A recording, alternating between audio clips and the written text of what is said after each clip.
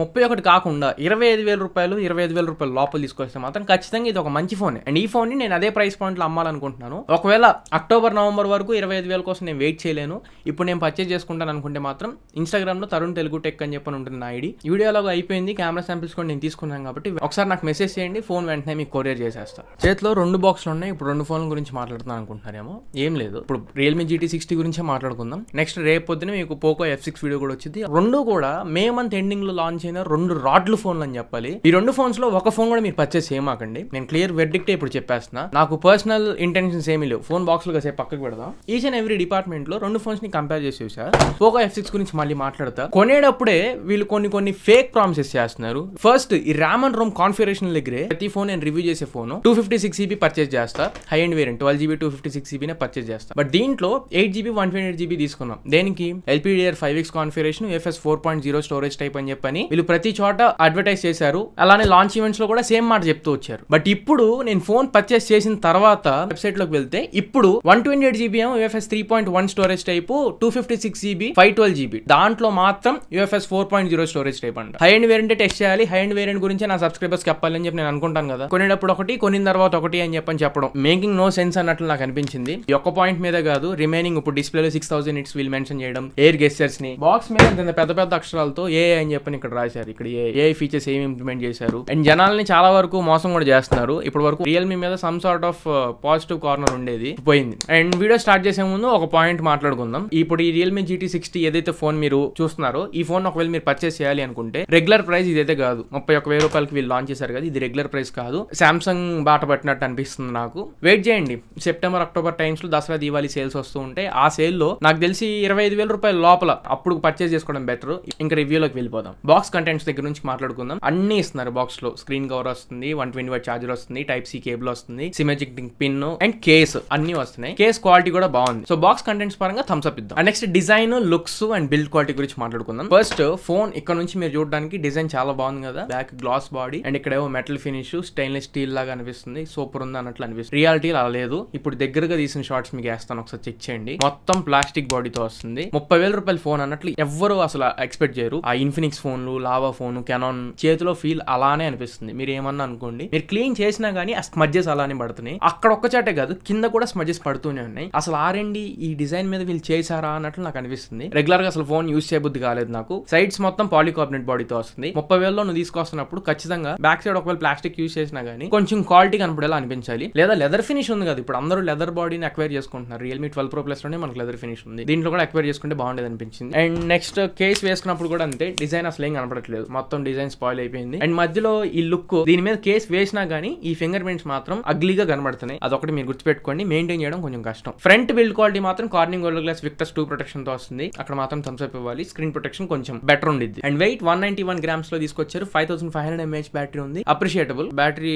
Real life లో కూడా బాగుంది. మళ్ళీ మాట్లాడతా. Everything good. ఇప్పుడు ప్రాసెసర్ అండ్ పర్ఫార్మెన్స్ గురించి మాట్లాడుకుందాం. ఇందులో స్నాప్డ్రాగన్ 7+ Gen 3 ప్రాసెసర్ తో తీసుకొచ్చారు. ఈ ప్రాసెసర్ యొక్క ప్రైమరీ క్లాకింగ్ స్పీడ్ 2.8 GHz ఉంటుంది. Adreno 732GB తో వస్తుంది. 950 MHz ఫ్రీక్వెన్సీతో రన్ అయింది. డే టు డే యాక్టివిటీస్ కి, రియల్ లైఫ్ యూజర్స్ కి అండ్ మోడరేట్ యూజర్ అయినా గానీ ఎక్కడ మిమ్మల్ని ఇబ్బంది పెట్టదు. కాకపోతే ఒక విషయం ఇప్పటికే మీకు అర్థమై ఉంటుంది, ఈ ఫోన్ అయినా అసలు మన ఛానల్లో చూస్తుంది మీరు ఏ ఫోన్ అన్బాక్సింగ్ రివ్యూలు, కెమెరా రివ్యూలు చూస్తున్నా కానీ అవన్నీ నా డబ్బుతో నేను పర్చేస్ చేసి మీకు రివ్యూస్ పోస్ట్ చేస్తున్నా. నాకు ఫోన్స్ తెప్పించి వాటిని చెక్ చేసి జెన్యూన్ రివ్యూ ఇవ్వడం అంటే ప్యాషన్. ఆ ప్యాషన్ నేను నమ్ముకుని ముందుకు వెళ్తున్నాను. నేను ఇప్పటి వరకు నా ఛానల్ స్టార్టింగ్ నుంచి ఇప్పటి వరకు చెక్ చేయండి, ఆల్మోస్ట్ 4-5 సంవత్సరాలు అవుతుంది ఛానల్ పెట్టి.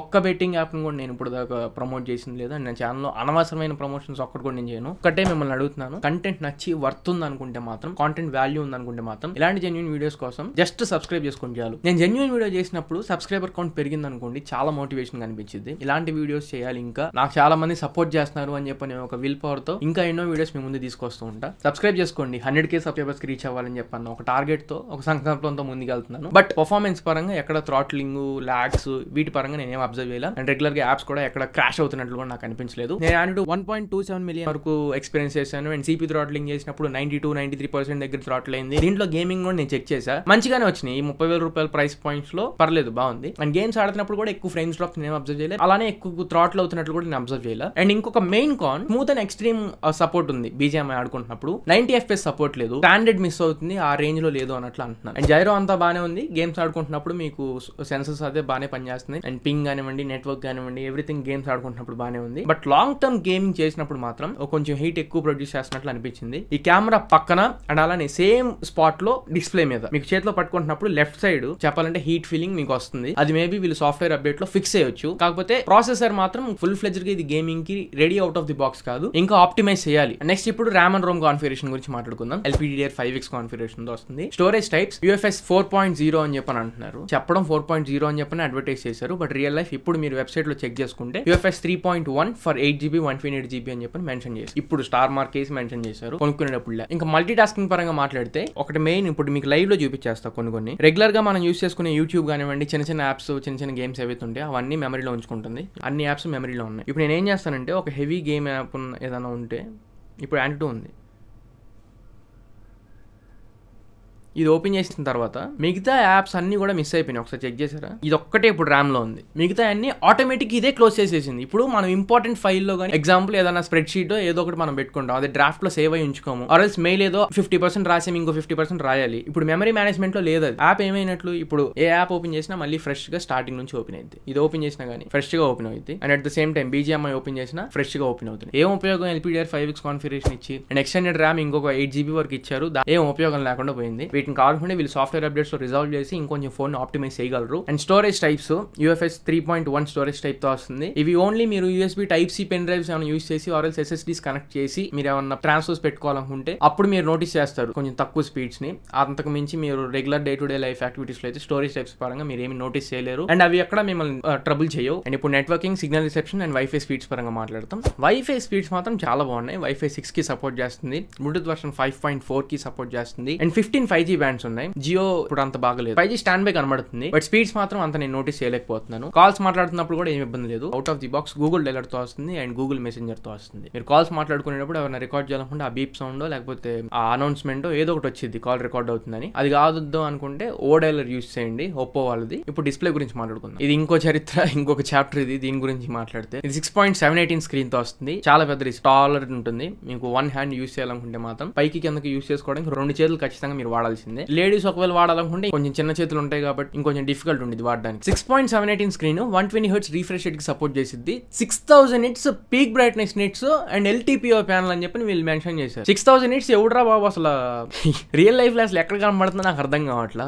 బయట సన్లైట్ లో కూడా నేను యూస్ చేశాను. 1600 nits నా ఫ్రెండ్స్ కొంతమంది చెక్ చేశారు, మీటర్స్ అవి పెట్టి 1600 nits వరకు ఇది చూపిస్తుంది. అండ్ వీళ్ళు వెబ్సైట్ లో ఇప్పుడు మొత్తం అప్డేట్ చేశారు. 1600 nits టిపికల్ బ్రైట్నెస్ నిట్స్ అని కనబడుతుంది, లోకల్ బ్రైట్నెస్ మనకి 1000 nits అని చెప్పి మెన్షన్ చేస్తున్నారు. 6000 nits అని చెప్పి అడ్వర్టైజ్ చేశారు. అది ఎక్కడ కనబడుతుంది అంటే చైనాలో వీళ్ళు ఏదో ల్యాబొరేటరీ కండిషన్స్ లో ఒక సర్టైన్ పాయింట్ ఆఫ్ టైమ్ లో once in a while 6000 nits కి ఇది రీచ్ అయిందని చెప్పని వీళ్ళు టెస్ట్ చేశారని తప్ప ఇప్పుడు ఈవెన్ రియల్మీ ఓనర్స్ కూడా వచ్చి రియల్ లైఫ్ లో మనకి 6000 nits ని దీంట్లో ప్రూవ్ చేయలేదు. 1600 nits 1800 nits వరకు ఇది ఏమన్నా రీచ్ అవ్వగలిగిద్దేమో తప్ప 6000 nits అనేది కంప్లీట్లీ గిమ్మిక్. దాన్ని మైండ్ లో పెట్టుకొని టూ బ్రైటర్ డిస్ప్లే, ఇది కళ్ళు చెదిరిపోతే ఎక్కడైనా మనం యూస్ చేసుకోవచ్చు అనే మైండ్ సెట్ లో అయితే పెట్టుకోమాకండి. 1600 nits మాక్సిమం బ్రైట్నెస్ నిట్స్, దాన్ని ఒక్కటే మైండ్ లో పెట్టుకోండి. అండ్ 2 LTPO ప్యానల్ అంటే 1 Hz నుంచి 120 Hz కి ఆటోమేటిక్ గా మనం చేసే పనిని బట్టి అది స్విచ్ అవ్వాలి. దీంట్లో స్విచ్ అవ్వట్లా. నేను చాలా బీరోల్స్ మీకు ఇక్కడ వేస్తాను, ఒకసారి చెక్ చేయండి. 60 Hz నుంచి 120 Hz, 90 Hz నుంచి 120 Hz షిఫ్ట్ అవుతుంది తప్ప 1 Hz అనేది ఇప్పటి వరకు నేను ఫోన్ కొన్న దగ్గర నుంచి ఎన్నో FPS యాప్స్ అయితే నేను చెక్ చేసా, ఒక్క దాంట్లో కూడా 1 Hz అనేది నేను రికార్డ్ చేయడం చూడాలి. 1 Hz అనేది అసలు దీంట్లో టోటల్ స్కామ్. రైట్ నౌ నాకైతే 1 Hz నుంచి 120 Hz అనేది అసలు కనపడలా. ఇది LTPO ప్యానల్ తో రావట్లేదని చెప్పి నా అనుమానం. అనవసరంగా మనం హోమ్ స్క్రీన్ లో ఉంటున్నా కానీ 90 Hz ఇది కన్స్యూమ్ చేస్తుంది. సో ఆబ్వియస్ గా బ్యాటరీ ఎక్కువ డ్రైన్ అవుతుంది అండ్ బ్యాటరీ డ్రైన్ ఇష్యూస్ కూడా ఆడియన్స్ తొందరగా ఫేస్ చేసే అవకాశాలు ఉంటాయి. సో తొందరగా వీళ్ళు ఒకవేళ ఇది LTPO ప్యానల్ అయితే అప్డేట్ చేయడం బెటర్. ఇది HDR10+ కి సపోర్ట్ చేస్తుంది. మీరు యూట్యూబ్ లో HDR కంటెంట్ ని స్ట్రీమ్ చేసుకోవచ్చు. Netflix HDR support right now కనపడట్లా. ప్రైమ్ లో మాత్రం మీరు HD కంటెంట్ అయితే స్ట్రీమ్ చేసుకోవచ్చు. And in fact true colours, real life కి చాలా ట్రూ కలర్స్ అన్నట్లు అనిపిస్తుంది. నిజంగా కళ్ళతో చూసినట్లు అనిపించింది. 4K HDR కూడా మనకి ప్లే అవుతుంది. ఇన్స్టాగ్రామ్ లో కూడా HDR వీడియోస్ నేను ప్లే చేసి చూసాను, వస్తున్నాయి, ప్రాబ్లం ఏం లేదు. వ్యూయింగ్ యాంగిల్స్ కూడా అంతా బాగున్నాయి. స్క్రీన్ బెజల్స్ కూడా చాలా తక్కువ ఉన్నాయి, సైడ్స్ కర్వ్ డిస్ప్లేతో వస్తుంది. కాబట్టి నేను మల్టీమీడియా పర్పస్ ఈ ఫోన్ కొనుక్కుంటా బ్రో అనుకుంటే మాత్రం ఫోన్ ఖచ్చితంగా పర్చేజ్ చేసుకోవచ్చు, ఒకవేళ మల్టీమీడియా మాత్రమే నా ప్రయారిటీ అనుకుంటే. అలానే ఇది in display finger print sensor తో వస్తుంది. అన్లాకింగ్ స్పీడ్స్ కూడా చాలా బాగున్నాయి, చాలా ఫాస్ట్ ఉన్నాయి. ఫింగర్ ప్రింట్ సెన్సర్ పరంగా ఇక్కడ ఇబ్బంది పడాల్సిన అవసరం లేదు. ఫేస్ అన్లాక్ మాత్రం యూజ్ చేయమాకండి, మన అటెన్షన్ లేకుండా అన్లాక్ చేసేస్తుంది. ఫేస్ అన్లాక్ ఒకటి స్కిప్ చేయండి.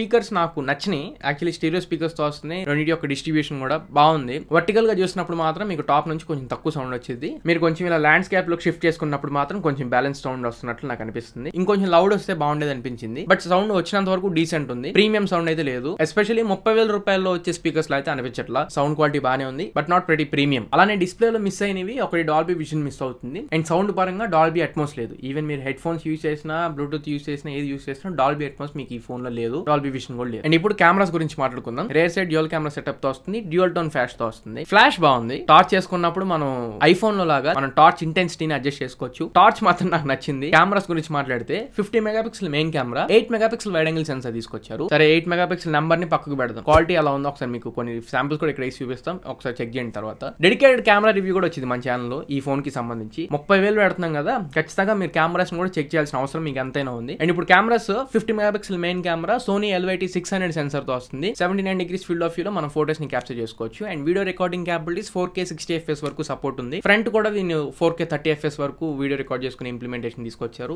పేపర్ స్పెక్స్ వరకు వెల్ అండ్ గుడ్ బాగున్నాయి. రియల్ లైఫ్ లో ఎలా ఉంది అండ్ ఈ సెన్సర్ ని మనం ఈ ప్రైస్ లో ఎక్స్పెక్ట్ చేయొచ్చు అంటే 23-24 లో కూడా OnePlus Nord CE4 లో వచ్చేస్తుంది కదా సోనీ LYT600 సెన్సర్. దీంట్లో ఏముంది, దీనికంటే LYT700C సెన్సర్ Nord CE4 కంటే బెటర్ షాట్స్ ని 21-22 వేలలోనే అది ఆఫర్ చేస్తుంది. ఒక విషయం క్లియర్ గా చెప్తున్నాను, గుర్తుపెట్టుకోండి.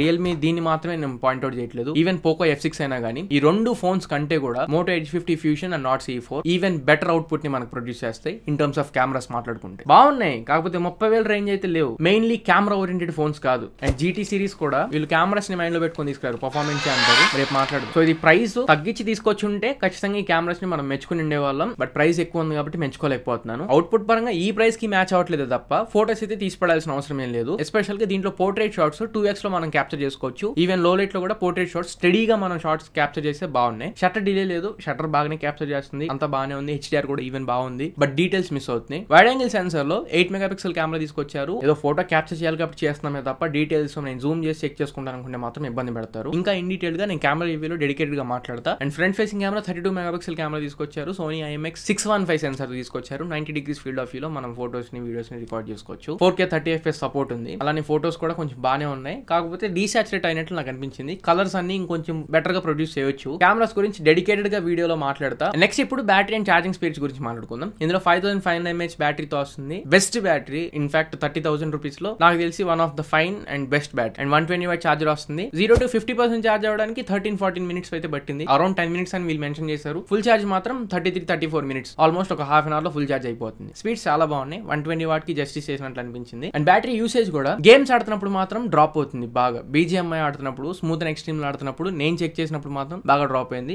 Even ANTU scores, CPU throttling test చేసినప్పుడు కూడా బాగా డ్రాప్ అయింది. డే టు డే యాక్టివిటీస్ లో అండ్ డైలీ యూటిలిటీ థింగ్స్ మనం ఫోన్ లో రన్ చేసినప్పుడు మాత్రం ఖచ్చితంగా మీరు ఒక ఫుల్ వర్కింగ్ డే ఖచ్చితంగా మీరు యూజ్ చేసుకోవచ్చు. మార్నింగ్ నుంచి ఈవినింగ్ బెడ్ టైం కి వెళ్ళేంత వరకు కూడా 20% బ్యాటరీలో స్టాండ్ బై అయ్యే అవకాశం అయితే ఉంటుంది. అండ్ ఇప్పుడు ఈ బ్యాటరీని కన్జ్యూమ్ చేయడానికి కొన్ని సిల్లీ థింగ్స్ ఉన్నాయి, వాటిని నేను మెన్షన్ చేస్తా. ఏ అని చెప్పని, ఏ ఫీచర్స్ అని చెప్పి వీళ్ళు మెన్షన్ చేస్తున్నారు. అది ఎయిర్ గెస్టర్స్ విషయంలో. అండ్ అలానే NFC చిప్ అని చెప్పిన ఒకటి తీసుకొచ్చారు. అవి కొన్ని అనవసరమైన ఫీచర్స్ అవి. అండ్ రియల్ లైఫ్ లో కూడా అంత ప్రాక్టికల్ గా వర్కౌట్ అవ్వట్లేదు. ఫస్ట్ NFC చిప్ గురించి మాట్లాడుకుంటే డబుల్ ట్యాప్ చేస్తే వెనకాల ఏదైనా QR కోడ్ ఉంటే మాత్రం ఆ QR కోడ్ ని స్టడీ చేసి అది పేమెంట్ రిలేటెడ్ QR కోడ్ అయితే ఆబ్వియస్ గా గూగుల్ పే ఓపెన్ అవుతుంది. అది గూగుల్ పే లో ఓపెన్ అవ్వకుండా గూగుల్ లెన్స్ యాప్ లో ఓపెన్ అవుతుంది, గూగుల్ యాప్ లో ఓపెన్ అవుతుంది, గూగుల్ పే యాప్ కి ఓపెన్ అవ్వట్లా. సో అక్కడ కరెక్ట్ గా వీళ్ళు గూగుల్ పే కి లింక్ అవ్వలేదు అన్నట్లు నాకు అనిపిస్తుంది. అండ్ ఎయిర్ గెస్టర్స్ ఇవి ఇంతకు ముందు రియల్మీ ఫోన్స్ లో కూడా ఉన్నాయి. దీంట్లో స్పెషల్ గా తీసుకొచ్చారని గొప్పగా చెప్పాల్సింది. ఇక్కడ బీరోలో మీకు వేస్తున్నాను చూడండి. పైన కంటిన్యూస్ గా ఫ్రంట్ కెమెరా అనేది ఆన్ లోనే ఉంటుంది. అది స్క్రీన్ రికార్డింగ్ అని చెప్పని కూడా చూపిస్తుంది. కంటిన్యూస్ గా కెమెరా ఆన్ లో ఉన్నప్పుడు ఎయిర్ గెస్టర్స్ వాడుతున్నప్పుడు సో బ్యాటరీ అనేది ఆటోమేటిక్ గా ఎక్కువ డ్రైన్ అవుతూ ఉంటుంది. సో ఈ ఎయిర్ గెస్టర్స్ ని,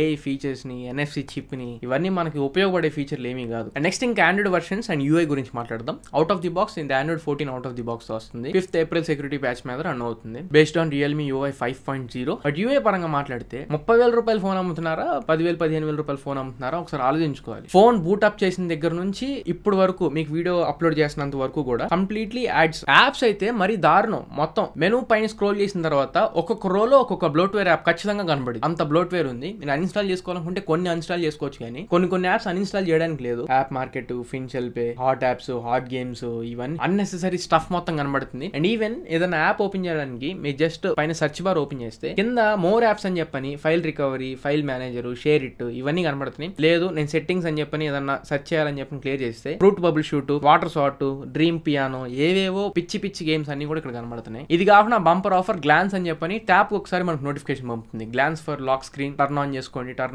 అని చెప్పి. అది పొరపాటున ఆన్ చేయమాకండి. డేటా మొత్తం స్టీల్ చేస్తుండిద్ది అండ్ బ్యాటరీ కూడా ఎక్కువ డ్రైన్ చేస్తూ ఉండిద్ది. సో యూఐ పరంగా బాబు 30,000 రూపాయలు పెడుతున్నప్పుడు కొంచెం క్లీన్ యూఐ కూడా ట్రై చేయండి. దీంట్లో కూడా అదే దరిద్రం. రేపు మళ్ళీ మాట్లాడుకుందాం. And finally updates and service centre పరంగా మాట్లాడితే 3+4 years అప్డేట్స్ వస్తున్నాయి. ఆన్ పాయింట్ అప్డేట్స్ కూడా ఇస్తారు. రియల్మీలో అప్డేట్స్ ప్రకారంగా ఏం ఇబ్బంది లేదు. ఆల్మోస్ట్ సిటీస్ లో రియల్మీ సర్వీస్ సెంటర్స్ ఉంటాయి. మీరు సర్వీస్ కూడా క్లెయిమ్ చేసుకోవచ్చు. సో ఇది ఫైనలీ రియల్మీ GT60 కి సంబంధించి నేను కొనిన తర్వాత నాకు వచ్చిన ఎక్స్పీరియన్స్. ఈ ఫోన్ ని కొనమంటావా వద్దంటావా అని అడిగితే మాత్రం సెప్టెంబర్ అక్టోబర్ లో రాసి పెట్టుకోండి. 25,000 రూపాయల లోపల డెఫినెట్ గా వచ్చింది. సో అప్పటి వరకు వెయిట్ చేసి ఆ టైంలో ఈ ఫోన్ సొంతం చేసుకోవడం ట్రై చేయండి తప్ప 31 పెట్టి 128GB ని 8GB RAM ని పర్చేస్ చేయమాకండి. నా సొంత మనుషుల్లాగా నేను మీకు ఈ సజెషన్ ఇస్తున్నా. అండ్ ఇప్పటికీ రియల్మీ GT60 కథ అయిపోయింది. రేపు పోకో F6 గురించి మాట్లాడుకుందాం. అండ్ ఈ రెండు ఫోన్స్ ని కంపేర్ చేస్తా. డెడికేటెడ్ కెమెరా రివ్యూ అప్లోడ్ చేస్తా. రెండు ఫోన్స్ లో కెమెరా ఏది బాగుంది అని చెప్పండి. డెడికేటెడ్ గా మన ఛానల్ లో వచ్చింది. అండ్ ఈ పోకో F6 గురించి రేపు మళ్ళీ మాట్లాడుకుందాం. ఈ రోజు వద్దులే కానీ పోకో F6 గురించి రేపు మళ్ళీ ఇంకొక డెడికేటెడ్ వీడియో అప్లోడ్ చేస్తాను. సో ఇది ఫ్రెండ్స్ ఓవరాల్ గా ఇవాళ మన వీడియో రియల్మీ GT60 కి సంబంధించి. ఫైనలీ నా పేరు తరుణ్. ఈ వీడియో మీకు నచ్చింది అనుకుంటున్నా. ఖచ్చితంగా ఉపయోగపడింది అనుకుంటున్నా. నచ్చితే లైక్ చేయండి. మీ ఫ్రెండ్స్ అందరికీ షేర్ చేయండి. మళ్ళీ ఇంకొక మంచి వీడియోతో మంచి క్వాలిటీ కంటెంట్ తో మీ ముందు తిరిగి వస్తా. Until then this is your Tarun signing off now friends. జై హింద్. అలానే Realme GT60 camera review dedicated గా మన ఛానల్ వచ్చింది. Poco F6 camera review dedicated గా డీటెయిల్ గా ఇంకొక వీడియో పోస్ట్ చేస్తాను. ఆ వీడియో కూడా మన ఛానల్ వచ్చింది. వెయిట్ చేస్తుండండి.